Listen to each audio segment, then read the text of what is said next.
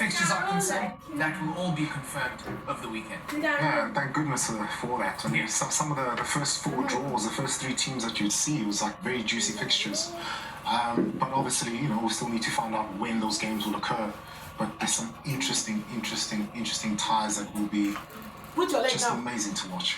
Yeah, look, if you look at Paris, the defending champions, the draw suggested that Bayern, Barca, Atalanta in their first three, but as we've just mentioned, that will all be clarified over the weekend. They still do, though, have a lot of work to do if they are to hold on to their championship.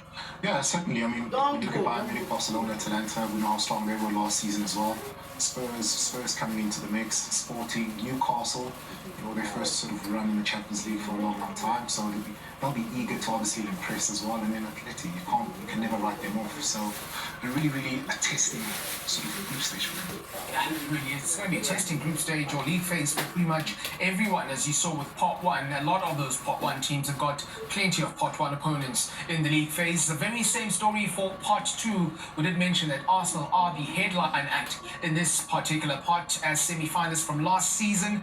They do have Bayern, they do have Inter, they do have the likes of Atleti. It is going to be really difficult, and it's going to be trying for the likes of Juventus as well, and the likes of Club Brugge, who are also in pot 2. We're going to move on to pot number 3 now, and this is where things start to get a little interesting. Bones, Tottenham Hotspur, you were immediately sort of adorned with a bit of a smile on your face, because that's not the worst or the most difficult draw.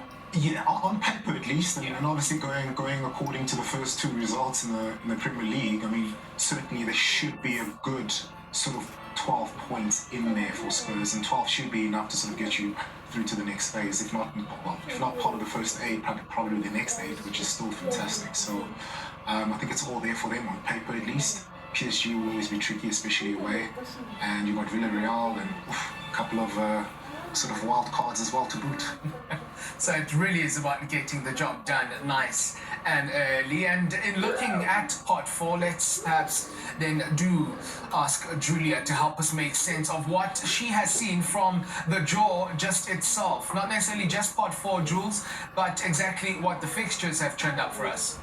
Okay, here are my headlines from this draw. I'm still spinning plates trying to work it all out. These are the headlines. Real Madrid face Manchester City, which is a repeat, obviously, of that knockout round game, which gave us 9 goals across the two ties, obviously. Liverpool, which is a repeat of the Paris final. And they also face Juventus, so there are some cracking games in just the group phase, and I suppose that's why we love it. How about this for a headline? Kevin De Bruyne goes to Napoli.